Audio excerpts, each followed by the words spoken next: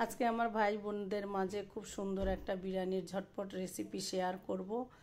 এই রেসিপিটা শেয়ার করার সময় আমি কিছু ভালো লাগার সময়ের গল্প শেয়ার করব। এই রেসিপিটা ঝটপট করা যাবে, আসছে কোরবানির ঈদে কিন্তু খুবই ঝটপট রান্না করে নিতে পারবেন। যেহেতু আমাদের অনেক বেশি ঝামেলা থাকে, আমরা কিন্তু এভাবে রান্না করে খেতে পারি। খাওয়া দাওয়া শেষ করে দুপুরবেলা শুয়ে আছি, এমন সময় আমার ছেলেটা আমি বিরিয়ানি খাবো, বিরিয়ানির কথা বলে তাকে কিন্তু তার বাবা যে পকেট খরচের টাকা দেয় তার থেকে বাঁচিয়ে কিন্তু সে আজকে এই পুরো খাবার বা বিরিয়ানির রেসিপির যা যা উপকরণ লেগেছে সে বাজার থেকে কিনে নিয়ে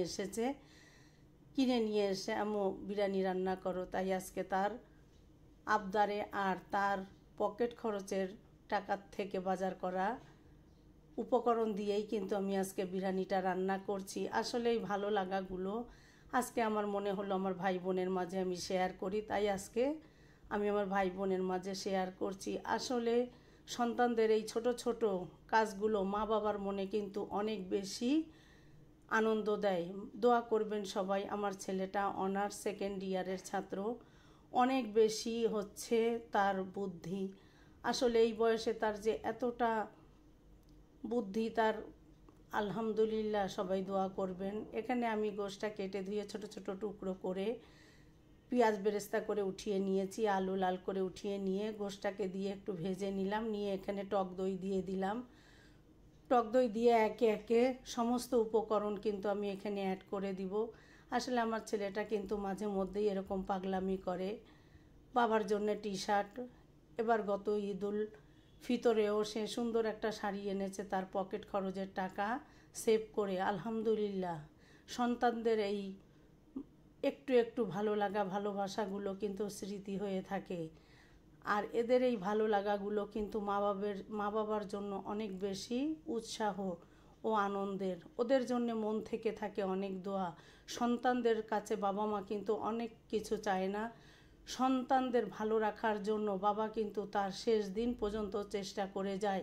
আর এই সন্তানেরা যখন বাবা মাকে তাদের বড় হয়ে যখন বাবা মার মনে কষ্ট দেয়, তখন কিন্তু বাবা মা মন থেকে কিন্তু অনেকটাই বরদোয়া কখনোই বাবা মা করে না। তারপরও বাবা মা যে হতাশা হয়ে আল্লাহর কাছে যদি জায়নামাজে বসে, তাতেই কিন্তু সন্তানদের অমঙ্গল হয়। তাই যে যার জায়গা থেকে যতটুকু সম্ভব আমরা চেষ্টা করি বাবা মার জন্য করার। যতদিন দুনিয়াতে থাকে বাবা মার জন্য ভালো কিছু করার চেষ্টা করি, বাবা মার জন্য বেশি বেশি দোয়া করি। আল্লাহ কিন্তু সন্তানদের দোয়া বাবা মার জন্য সবার আগে কবুল করে। ভালো থাকুক সকল সন্তানেরা। এবার আমি গোশটাকে কিন্তু সমস্ত মশলা একে একে দিয়ে ভালো করে কষিয়ে নিয়ে আমি ঢাকনা দিয়ে সিদ্ধ হওয়ার জন্য বসিয়ে রেখে এখানে কিন্তু 1.5 কেজি পরিমাণ চাল ভালো করে আলতো হাতে কষলে ধুয়ে পরিষ্কার করে স্ট্রেনারে উঠিয়ে রেখে দিয়েছি। এবার বলছে আম্মু হচ্ছে তুমি রান্না করো। আর রান্না করে এবার তার আমি যখনই রান্না করি বিরিয়ানিটা কিন্তু তার অনেক বেশি পছন্দের, তাই তার জন্য কিন্তু প্রায়ই আমি একটু বেশি করে রান্না করি। আর রান্না করে আমরা খাই, আর তার জন্যে কিন্তু থাকে, বাকিটুকু কিন্তু সে ঘুরে পড়ে খায়। আসলে সন্তানদের ভালো খাবার দিতে পারলে মা বাবার কিন্তু অনেক বেশি আনন্দ হয়। আর আমি আজকে আমার রান্না যতবারই রান্না করছি আমি রান্নাঘরে বসে কিন্তু কয়েকবারই চোখের পানি মুছেছি। আসলে সন্তানের এতটা বুদ্ধি, এতটা আত্মবিশ্বাসী, আর আমার ছেলেটা যে এই বয়সে এতটা বুঝ করে চলে। সবাই আমার সন্তানদের জন্য দোয়া করবেন। আমার 2টা মেয়ে বিয়ে হয়ে গিয়েছে আলহামদুলিল্লাহ। স্বামী সন্তান নিয়ে তারা অনেক বেশি ভালো আছে। আল্লাহ হয়তো ভালো কোনো কর্মের কারণে আমার সন্তানদের এভাবেই ভালো রেখেছে। আর আমার ছোট ছোট ভালো লাগাগুলোই কিন্তু আজকে আমি আমার ভালোবাসার মানুষগুলোর সাথে শেয়ার করছি। আমার জানি কেন এখন মনে হয় আমার মনের কথাগুলো শেয়ার করার জন্য আমার ভাই বোনেরা অনেক বেশি ধৈর্য নিয়ে আমার ভিডিওগুলো দেখে, সুন্দর সুন্দর কমেন্ট করে। আমি উৎসাহ পাই ভালো ভালো কাজ করার জন্য।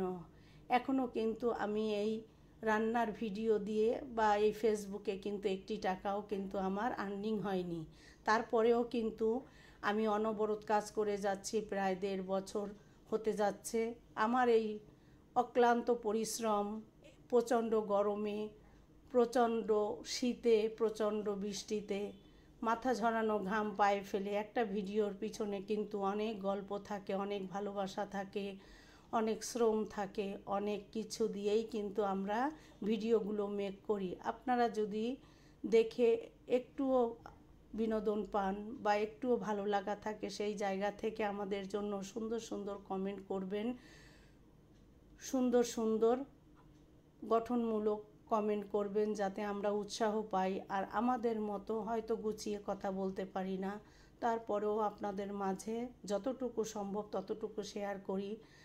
আর আমার ভাই বোনের জন্য আমি অনেক বেশি দোয়া করি, যারা ধৈর্য নিয়ে এত সময় নিয়ে আমার ভিডিওগুলো দেখেন, সুন্দর একটা কমেন্ট করেন। আপনাদের সবার জন্য থাকে মন থেকে দোয়া।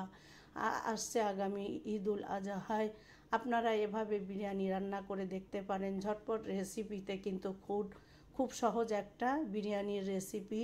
যারা বিরিয়ানি পছন্দ করেন আর ঈদুল আজহায় সবার ঘরে গোশত থাকবে, এভাবে গোশত কিন্তু কেটে ধুয়ে পরিষ্কার করে ঝটপট চড়িয়ে দিতে পারেন। আলহামদুলিল্লাহ অনেক বেশি সুন্দর ও মজার হয় কিন্তু খেতে। আর যেহেতু সন্তানের পকেট খরচের টাকা দিয়ে বাজার করা, তারপরে মায়ের হাতের ছোঁয়া, আলহামদুলিল্লাহ বিরিয়ানিটা কিন্তু অসাধারণ ছিল। সবাই দোয়া করবেন আমার সন্তানদের জন্য, আল্লাহ জানি ওদের ভালো রাখে, ওদের মনের নেক আশা পূরণ করে। এক মায়ের দোয়া রইল, আল্লাহ যেন ওদের সবসময় ভালো রাখে। সবাই অনেক বেশি ভালো থাকবেন। পুরো ভিডিও এতক্ষণ আমার সাথে ধৈর্য নিয়ে দেখার জন্য সবার জন্য রইল অনেক অনেক দোয়া ও শুভকামনা। সবাই অনেক বেশি ভালো থাকবেন, সবাই সবার জন্য দোয়া করবেন।